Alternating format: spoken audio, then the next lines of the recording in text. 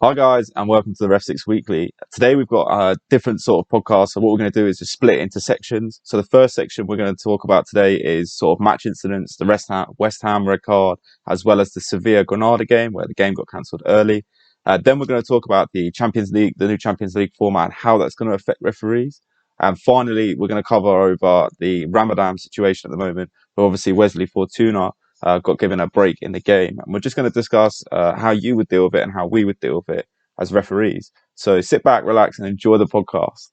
Hi, everyone, and welcome to the REFSIX Weekly podcast. I'm joined by my co-hosts, John and Rimon today.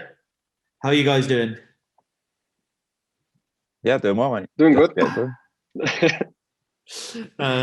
Did you have some games over the weekend? Yeah, I had one Saturday in Denmark. Is it back to normal now in Denmark? Is it? Yeah. It just feels like a normal Saturday now, going out and refereeing. Yeah. Yeah, everything is back to normal, but not the weather. So Sure. let's hope that comes back to normal as well. Yeah, and John, you haven't had a game, so what have you been doing instead? Have you been taking the time to go and train, or have you just been enjoying the time off? Yeah, I had one game a couple of weeks back, and not had one since. So I've decided to take a sort of longer pre-season this year and really sort of like hone it in back in the gym and see if I can, improve areas that I was weak at, like athletically, and that's really where I'm at the moment. Cool. Well, brilliant. So we're going to touch on a variety of topics today. Lots of things happened over the weekend and lots of things happening in the news. First one, Michael Oliver has been appointed to this year's FA Cup final. Similarly to last year, where Anthony Taylor got the appointment, Michael Oliver has done the game before, the FA Cup final, but historically it's only been given to a referee once in their career. So obviously this is due to the pandemic, and therefore they've decided to kind of not give that special occasion up, I guess. Is that something, John, that you think is fair? Do you think it would have been fair to give someone else that game who's never done it before, or not? No, I agree with that decision. I think it's totally fair that the FA Cup is usually 90,000 people at Wembley, and at one point we were talking about having no people there. Yeah, give it to someone that's had it, and somebody else. Most people in the Premier League, I'm pretty sure, have already had it. So yeah, give it to someone that's already had it, and then somebody else can have their big day out later on down the line. Yeah, Rimon, in Denmark, for your National Cup final, do referees get to do it more than one time? I actually don't know, Okay. but I think they do it more than one time. We don't have that many referees again, so my guess will be that they do it more than one time. Yeah. I saw you getting nervous as I was about to ask that question. No, brilliant. So Michael Oliver's got that. Michael Oliver and Anthony Taylor will both be going to the Euros. There's a few different countries have got two refereeing teams representing them.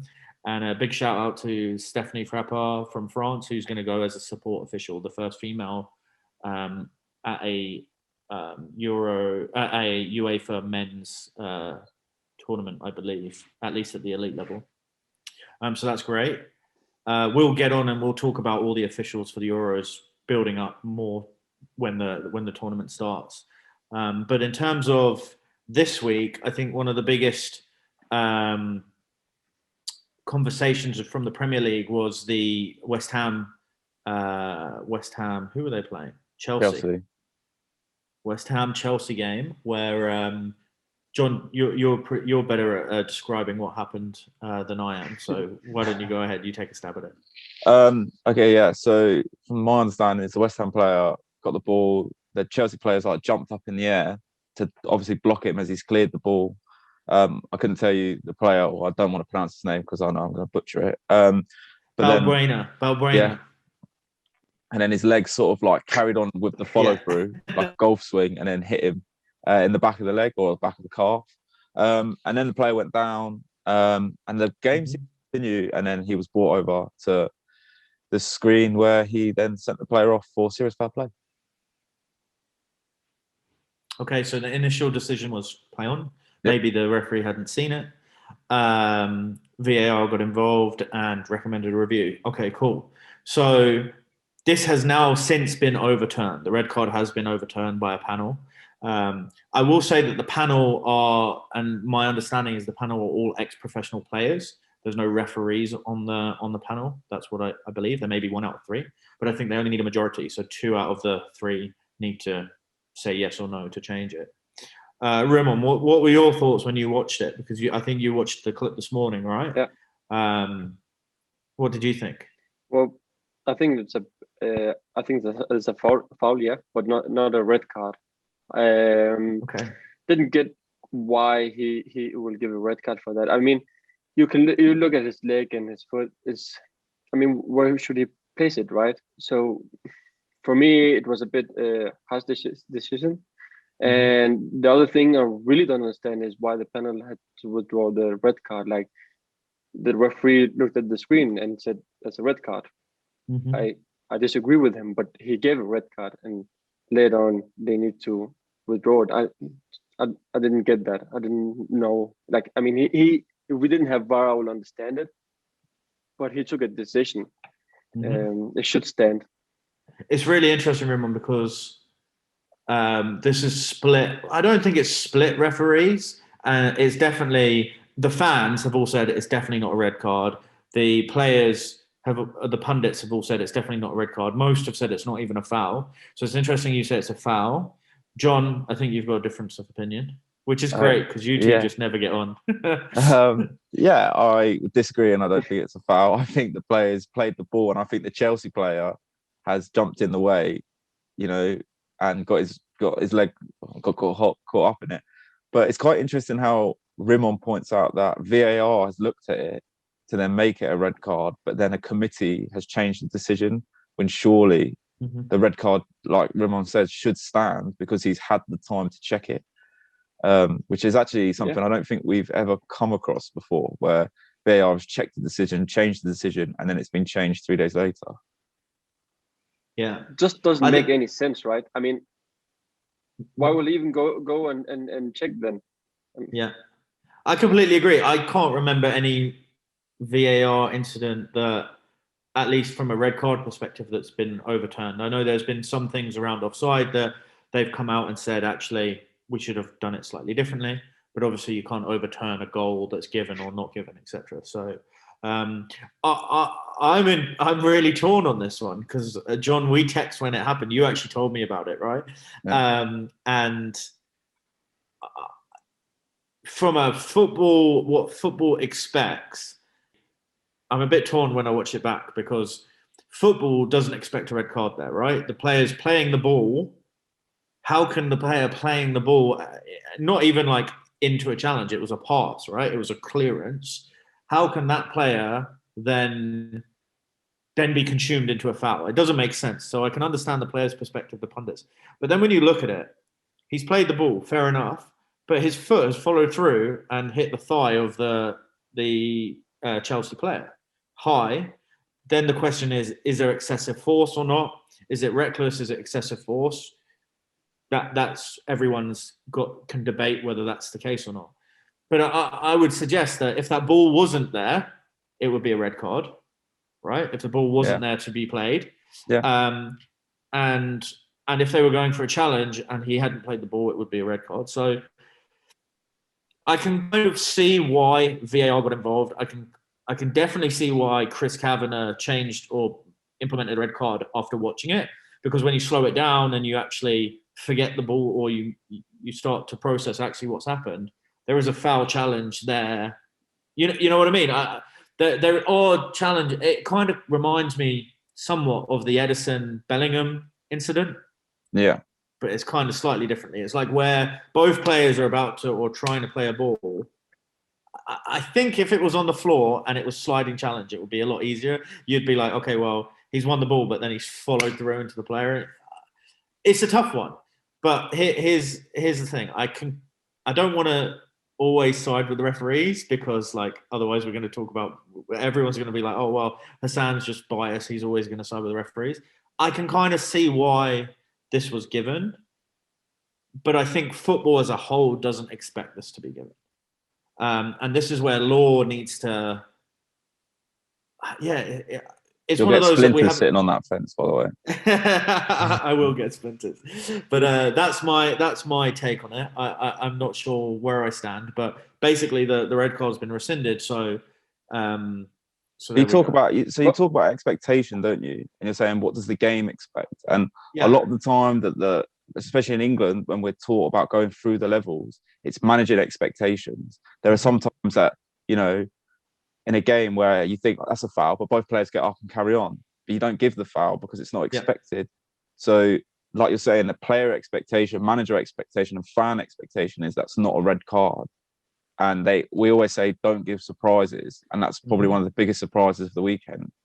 yeah. So is John, does that I'll get off my fence there, because I think that impassioned argument has won me over. and Because I completely agree. I don't think football expected that, and you've taken me off the fence. and the ref saw it like many times, right? And Yeah, it should be clear and obvious, as they always say.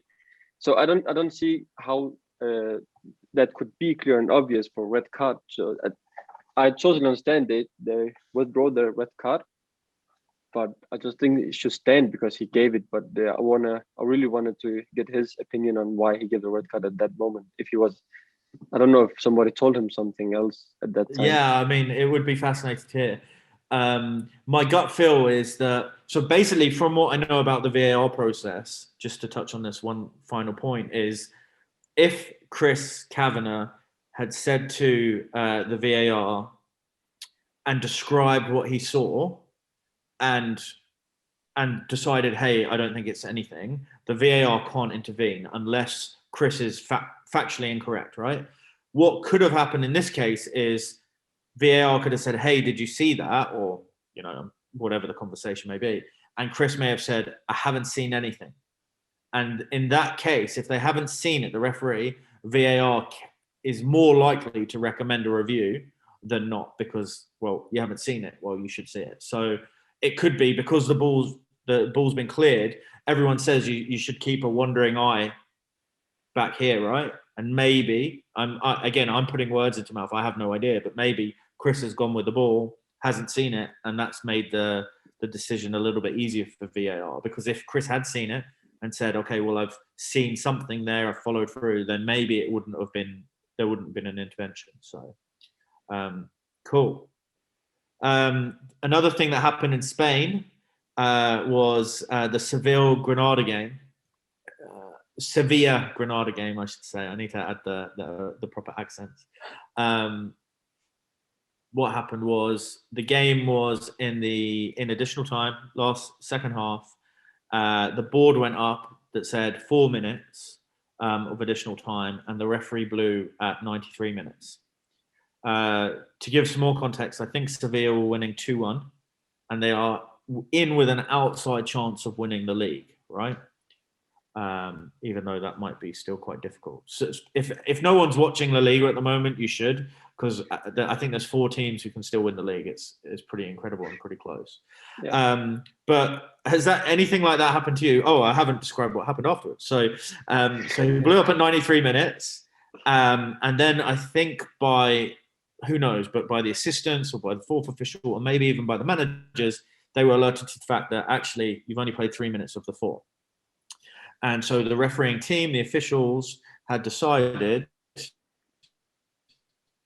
get the players back onto the pitch and play the remaining minutes, which was quite an interesting spectacle, because many of the players had already started to get changed and had got back, had to get their socks back on and the boots back on at the side of the pitch. So, Rimon, anything like this ever happened to you? You're saying no. No. It's because you use REFSIX in your games, right? Right. No, the only thing I have to say to this is that he should get a more expensive watch than a cheaper watch. If the reason was his watch stopped, right? Or could it be because he was thinking of 3 minutes and the boss showed 4 minutes? Yeah. I mean, isn't there a digital watch on the pitch as well? So where did it go wrong? I mean, So interestingly, I don't know why this is, but UEFA, I think it's a UEFA stance, and we have it in England, is if there is a clock at the stadium, as soon as it hits 90, it shouldn't, or it's not allowed to go over that. I don't really understand the logic behind that, but that is in place. So that wouldn't have been, he wouldn't have been able to see that. So there could have been a variety of things that happened, right? The fourth official could have made a mistake. He could have put 4 up when the referee said 3. yeah, That could have been it. Yeah. Or the referees just had a lapse of concentration and done 3 instead of 4. But in that situation, John, what would you like? Let's say we're quite lucky at our level because we're the sole timekeeper. We're probably not going to have a fourth official putting up a board, so it's really easy for us. We just say, oh, it's happened, and if anyone has to query your time, you just quickly turn your timer off so no one can see it stopped at whatever minute, right? But like, what do you think, John, in this situation? Like, what can we learn from this is the key thing. I'm not worried. We don't know who made a mistake. Someone's use made a mistake. REFSIX, right? It's not a big deal. Use REFSIX is one good one. But I was thinking the reason I'm asking this is when I've been on comms, the referee's always asked to time me down. So like a 5, 4, 3, 2, 1. So those are things that are tips that we can give people who are listening, that if you are lucky enough to be able to use comms, maybe that's a way of getting it. What about double checking the time? Have you ever worked with fourth officials where they've had to put the board up? No, but you have to work with the benches. And what happens is that you give it to the assistant and the assistant gives it to the bench and then they put the board up. Okay. But a lot of that, it comes from because I've never used comms before. So it's all like hand signals and communication. So a lot of it is, I'll say to the assistant referee, like, we've got 3 to go because you never play more than 3. So that's mistake 1, playing 4. And then from there, I'll make sure that he knows I've got 2 to go, 1 to go, and then he'll nod or disagree with me. And if he disagrees with me, I'll make sure I make an active effort from a goal kick to get over to him, be like, what's up? And he was like, you've actually got 2 to go. And I'll be like, right, okay, sweet. And go on ahead.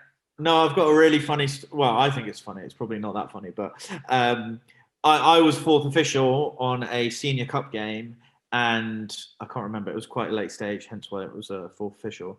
And I had electric board, and they said, the referee had asked me, put the time up at the end of, at 90 minutes and 45.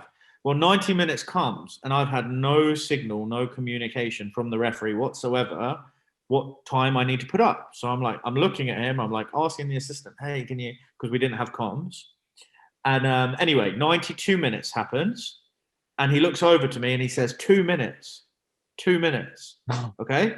So I'm not sure if he's saying 2 more minutes, so I should have put up 4. I'm not sure if he's saying 2 minutes, so therefore it should finish. So I had no idea what to do. I had like a 10-second brain fart of what shall I do? So what would you do in that situation? I'll tell you what I did afterwards. It's a minimum 2 minutes, right? Yeah. Just give it the 2 minutes and that's it. Put 2 minutes up. Okay. Yeah. You do the same? No, I'm playing the, oh, sorry, didn't see it, mate. I don't know what's going on. I looked at him, I said, the board's broke. The board's broke. Because I had no idea what to do.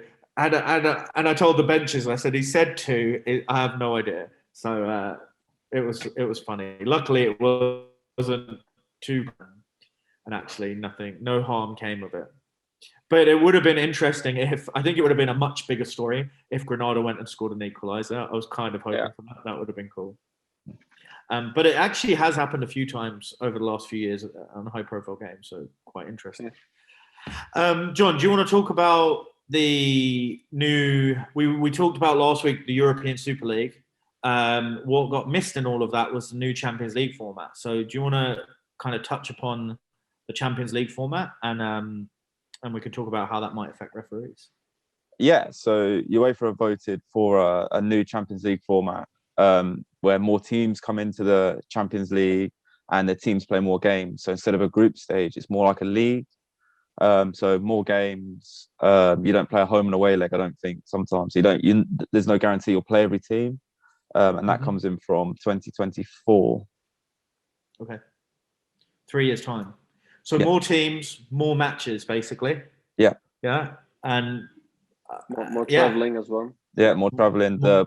It's being like braced with a lot of criticism from managers. I know the probably highest profile one was Thomas Tuchel, the Chelsea manager, was coming out I think 2 days ago and was like, we've not been consulted. A bit like the Super League, no one's been consulted. They're just going ahead with it. So I know the players and coaches are unhappy, but it'll be quite interesting to hear your views on the sort of like referee side of it, because they've got to travel as well. It's not easy for them either. Yeah, well, for me, I think it will be challenging for if the pool of referees stays the same size. And what I mean by that is basically you are asking those teams of officials to travel another 3, 4, 5 weeks during the season. It's already a tough experience, right? Refereeing in your country and then going away for Europe. These guys and girls have families. They want to see them, right? So that would be challenging. However, if they grew the pool of referees that can officiate on the Champions League, that might be more interesting, because all of a sudden you're giving a new batch more opportunities. You're giving more games to referees who only get 1 or 2 games. Maybe they might be able to get 3 or 4, and that seems like a benefit to me. Ramon, do you see anything else from a referee's perspective? Well, not from the referee's perspective. I really want to know the background story for why they're doing this. I mean, are they just bored and need to come up with something new, or is this an inspiration from the Super League somehow? I don't know. I don't see the point of making a league like that in Champions League when you already have something like that in the Premier League and the La Liga and stuff like that. So yeah, I don't think the referee will like it. I mean, it's more traveling, more away from family, I guess. If you have a family, if you don't and you like to travel, it's going to be better for you, right? So it could be either a good thing and a bad thing, or a bad thing. I mean, it's your point around like why are they doing it? I'm not sure either, right? Champions League is, in my eyes, a great competition. The only issue I have with the Champions League is when it moved from free to air TV to paid TV, because all of a sudden, I didn't have BT subscription for years, right? So I basically went 4 or 5 years without watching Champions League football. That's the big problem to me. If they can sort that out, that to me would make the most sense. But they're trying to make it a lot more. They're trying to make it more or they're trying to make more money from it, right? Like, let's be honest. The more matches make more money, but actually, people would be more engaged if they can access it a lot easier. So, and from number 1 to 16, right, we'll continue to the next round. Yeah. So I would guess that it's easier to get to the next round than it's like it is today. It's harder today because it's like from 1 to 4. Well, no, so still 16 teams today will go through from the groups. There'll be a few more teams, so it actually will get harder.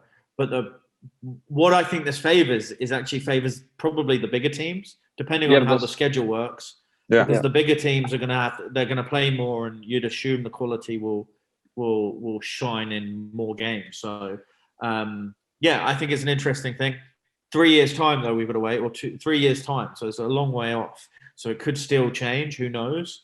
Especially with obviously the European Super League threats, etc. So if you look at the Premier League, there's so many games, right? So where do they want to put the extra games from the new Champions League format? I don't see They're also doing a new Club World Cup, aren't they? So that's another tournament that they've got to throw in somewhere.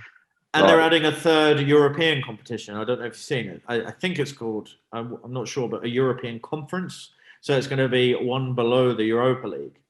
So we're going to get like Newcastle in it. So you're buzzing. Hopefully. I'm absolutely buzzing.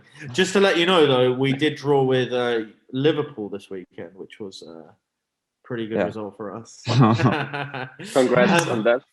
Thank you. So the last thing I want to touch on is something that kind of came about from the Leicester Crystal Palace game. I think it was 34 minutes in. It wasn't actually noticed on TV, but what happened was there was a slight break in play, which allowed one of the Leicester City players, I think it's Fofana, the ability to go and break his fast. He's practicing Muslim. It's Ramadan at the moment, and he hadn't eaten all day. The time had come where he could eat, and they gave him 30 seconds to go, grab a drink, and I think maybe eat something really quickly, just by the side of the pitch. It wasn't like he went up into a box, had a 3-course meal or something. But that was shared after the game, and I thought that was pretty cool. And what I've seen on Twitter right now is other clubs who've played evening matches have, thanked their opposition and thanked the match officials for allowing that to happen. So it's obviously, it was pretty cool that it was set, the standard was set in the Premier League, and it enabled other teams and referees to say, okay, well, cool. If they did it in the Premier League, we can do it now. But I wanted to kind of touch on the process for how that could come about during your game, because it's not something, even though I have background in Islam and religion, it's not something I've actually experienced as a referee, that someone's come and said, hey, can I do this? So I think it's going to be more prevalent. So I think it's worth talking about. So let's say I'm a player or a manager from one team. I said, hey, one of my players is fasting. Would you mind if we stopped for 30 seconds during the game to allow him to have a drink and a Jaffa cake or whatever, a biscuit? Rimon won't know what a Jaffa cake is. Remind me, I'll send you some Jaffa cakes when we get in person. So what I want to do is ask you guys, I'm going to put you as referees, and I want you to talk me through your process for how to handle that request. So Rimon, have either of you been asked this in the past or anything similar? No, haven't. So do you want to talk me through, like, I'm the manager, I've just asked you that. What is your response to me? And maybe in Denmark it might be different. I don't know if the Danish FA have given you any information, but what would you ask me in that sense? Or what would you say to me? Well, if you ask me now, I'll probably say we'll figure it out. But I think if it's during the game and I would be asked, I would say, yeah, fine, why not? Everyone else can get a drink or something, water break. So I mean, but the Leicester game, it took 15 seconds, right? It was a goal kick, and I've seen goal kicks taking longer than 15 seconds. Yeah. So if it's about 15 seconds and he just can get something really fast to eat, so why not? I mean, I don't see the problem. Where's the harm in it? Everybody survives. Everybody will live. will continue. So I mean, I don't see the problem in it. If you said I need 5 minutes, I would say, listen, no. But if we're talking seconds, 30 seconds is maybe too much. So, but let's say I give you 15 seconds to get something to drink and get something to eat, and then back on again. Yeah, cool. And John? Yeah, I've got no issues with it whatsoever. I don't see too much difference when it gets a bit hot and we all have to have a drinks break, and that's in the middle of the day. So I mean, I've got no issues saying it. Football's for everyone. So, and if religion. So I'm gonna. Neither of you answered me in the way I wanted you to, and that's because I haven't answered. I'm going to ask some probing questions now. So I've come before the game. Would you then tell the other manager that there's been a request, and would you ask them for their input, or would you say that this is going to happen? But it's hard to ask us because he can just be substituted, right, and come back again later. So it's a hard question.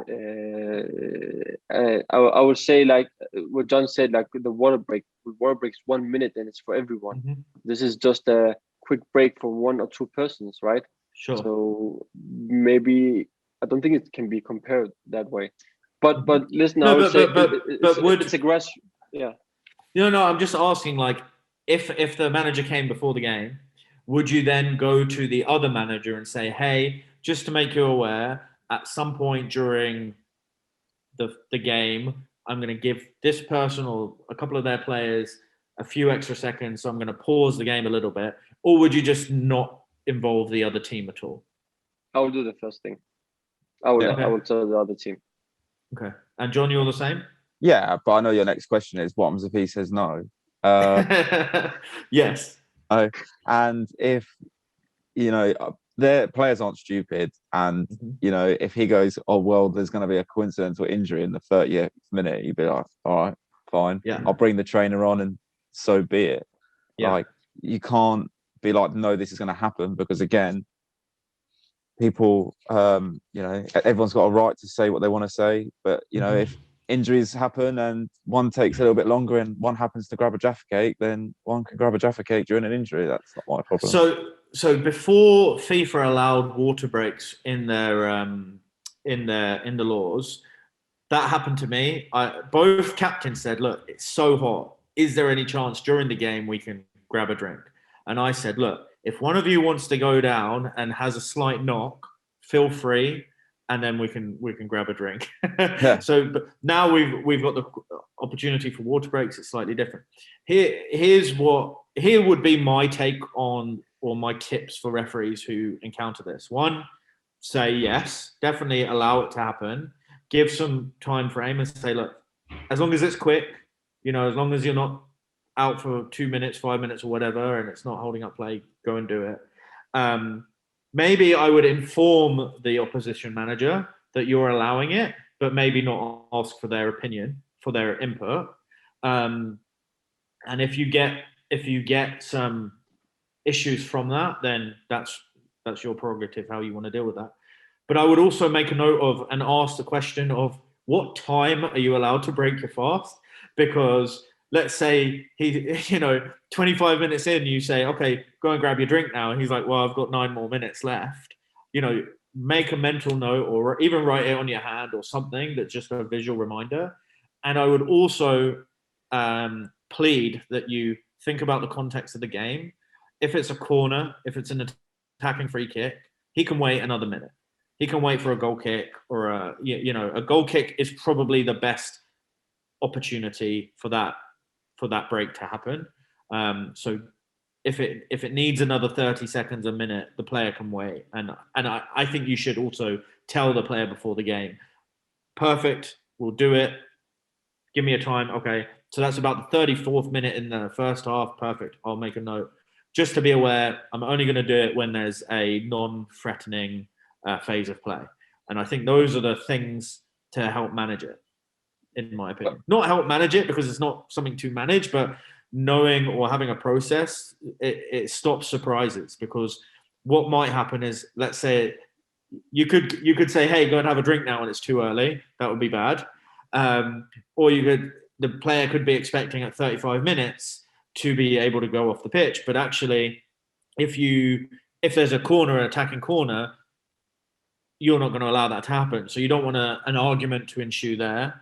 And also, if the player just leaves the pitch, are you going to have to give him a yellow card because he left the pitch without the permission? So you just need to be aware of all those things, and people may ask you. So those are my tips. I don't know if they're useful to you guys, but I thought through.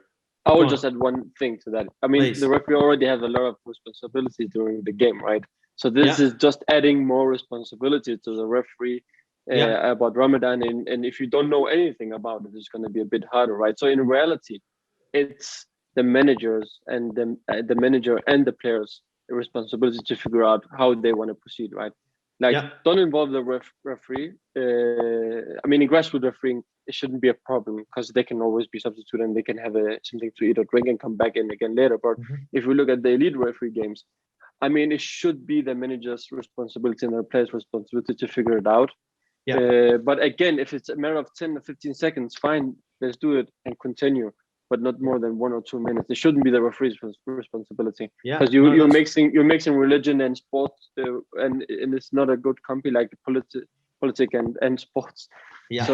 So shouldn't do that. But no, good point. So I think that rounds up this week's chat. We covered a lot, lots of different interests, and I think, John, we had some questions about how do people recover from games. So that's something we can talk about next week. So if you're listening, we're going to touch on recovery after games, especially now where some referees are doing lots and lots of games back to back, and some are not doing many at all. So recovery is going to be slightly different. So we'll touch on that. We'll have a discussion about that. For those who are listening or watching, make sure you give us a rating or like our video on YouTube, subscribe, and share the podcast with all your referee colleagues and friends. Thanks for listening, and we'll be back next week. Raymond, John, thanks for your time.